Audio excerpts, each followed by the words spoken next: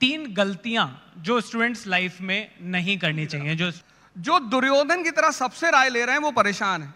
जिनके पास एक कृष्ण है कि बेटा रिस्क तो लेना पड़ेगा, गेम तो खेलना पड़ेगा, वो जीत रहे हैं। फियर ऑफ फेलियर के बारे में कई लोग बात करते हैं। ये फियर ऑफ फेलियर का जो प्रेशर है, ये गुड प्रेशर है या बैड प्रेशर? क्या लाइफ में प्लान बी भी होना चाहिए? क्या प्लान बी होना कमजोरी की निशानी तो नहीं है? जो समय पढ़ाई का है वही समय प्यार करने का भी है। तो ये जो बैलेंस है ये कैसे बनाना है? मतलब वर्क लाइफ बैलेंस तो बन नहीं रहा है, ये वर्क लव लाइफ बैलेंस कैसे बनाएंगे? आदमी को दिल की सुननी चाहिए या दिमाग की सुननी चाहिए, या फिर जैसे कहते हैं कि इमोशनल डिसीजन या फिर प्रैक्टिकल डिसीजन? क्या वर्कaholic होना ठीक है? सेक्स एजुकेशन को नॉर्मलाइज कैसे करना है? तीन गलतियां जो स्टूडेंट्स लाइफ में नहीं करनी चाहिए, जो स्टूडेंट्स देख रहे हैं हमें, उनके लिए अगर मैं पूछ सकूं कि आपके हिसाब से ऐसी वो कौन सी तीन गलतियां हैं जो स्टूडेंट को करने से बचना चाहिए अपनी लाइफ में? अपना टाइम किसी को नहीं देना चाहिए। गर्लफ्रेंड को टाइम इज, गर्लफ्रेंड आपकी है तो वो आपको करंट अफेयर्स पढ़ा सकती है शाम को। आप डिसाइड करेंगे ना आपकी गर्लफ्रेंड कैसी होगी। आपकी गर्लफ्रेंड से आप शाम को बैठ के बात कर रहे हैं कि तुम्हारी बुआ जी तुम्हारे पापा से लड़ रही, तो आप तो वैसे ही खत्म है।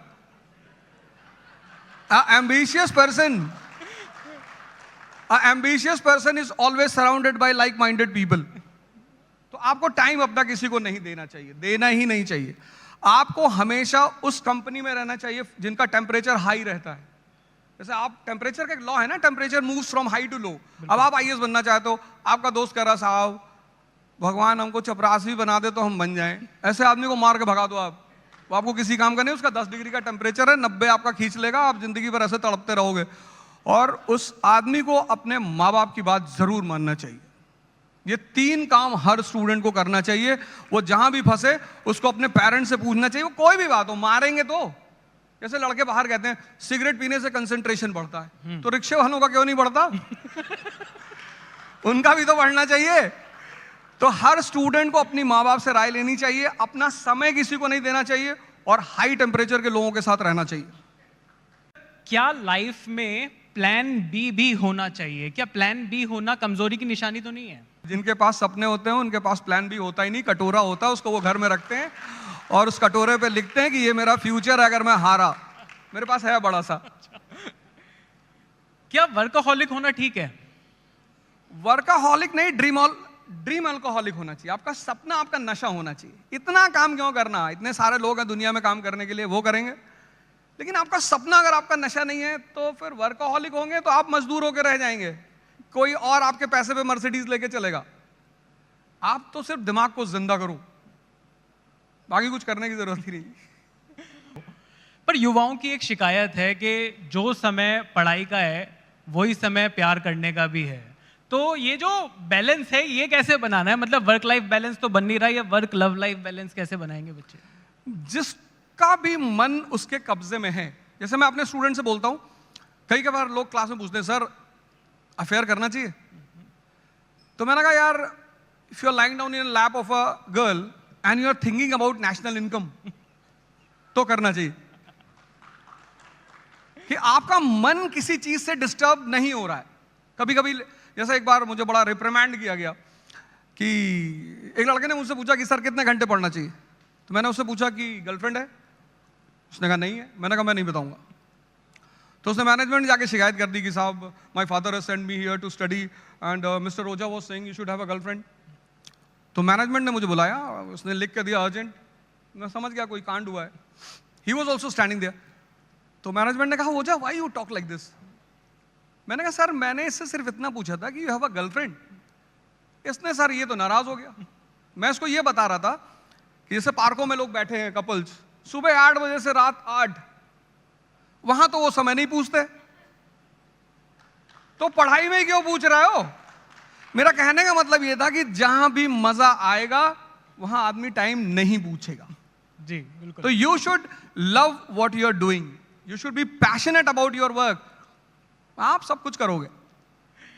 सर एक क्वेश्चन और लोगों के बीच में आता है कि बहुत बार डिसीजन मेकिंग के टाइम पर ना लोग समझ नहीं पाते, बहुत बार क्रॉस रोड्स पर होते हैं कि किस तरीके का डिसीजन लिया जाए। और बॉलीवुड ने तो वैसे ही एक लाइन दे दी है कि दिल की सुनो दिमाग की सुनो। आपको क्या लगता है कि जब आदमी को दिल की सुननी चाहिए या दिमाग की सुननी चाहिए, या फिर जैसे कहते हैं कि इमोशनल डिसीजन या फिर प्रैक्टिकल डिसीजन? नहीं, डिसीजंस जो हैं लाइफ में, जैसे हमारा जो मन है वो द्वंद का शिकार रहता है, डुअलिज्म। उसकी वजह यह है कि 95% लोग दुनिया में हर चीज कंफर्म करना चाहते हैं। जैसे कोई स्टूडेंट मेरे पास आता है तो बोलता है सर मैं आईएएस बनूंगा। अब अगर ये बात मुझे पता होती कि मैं नहीं बनूंगा तो मैं तैयारी ही क्यों करता। तो अब हम चाहते हैं हर चीज कंफर्म हो, वो है नहीं। तो जितने लोग कंफर्म करना चाहते हैं वो सबसे बात करते हैं, हजारों लोगों से पूछते हैं, दुर्योधन की तरह। जो दुर्योधन की तरह सबसे राय ले रहे हैं वो परेशान है। जिनके पास एक कृष्ण है कि बेटा रिस्क तो लेना पड़ेगा, गेम तो खेलना पड़ेगा, वो जीत रहे हैं। तो रिस्क लेना पड़ेगा, decision in a direction of a right person. आप किसी अपने माँ बाप से पूछो, उनसे अच्छा डिसीजन देने वाला कौन हो सकता है, और रिस्क लेना पड़ेगा।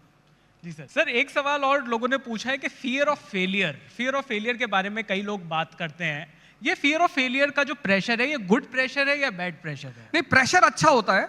दो चीजें होती है, एक होता है प्रेशर, एक होता है स्ट्रेस। तो प्रेशर इज वेरी गुड। जैसे फियर बड़ी प्यारी चीज है। बच्चा है छोटा सा 6 महीने का, उसको उसके सामने सांप आ गया, अब उसे पता ही नहीं है सांप है, वो तो जाके पकड़ लेगा। लेकिन हम आप तो भागेंगे ना। तो fear is a preventive mechanism in a body. अच्छी चीज है, वो आपको एक्टिवेट रखेगा। पर जब आप स्ट्रेस में आ जाओगे देन यू विल सफर। तो people lose because of stress, not because of fear. बहुत बड़े। सेक्स एजुकेशन को नॉर्मलाइज कैसे करना है? मतलब मैं अपने टाइम की बात करूं तो 20 साल पहले भी जब ये टॉपिक आता था तो टीचर भी थोड़ा सा घबराता था, बच्चे हंस रहे होते थे।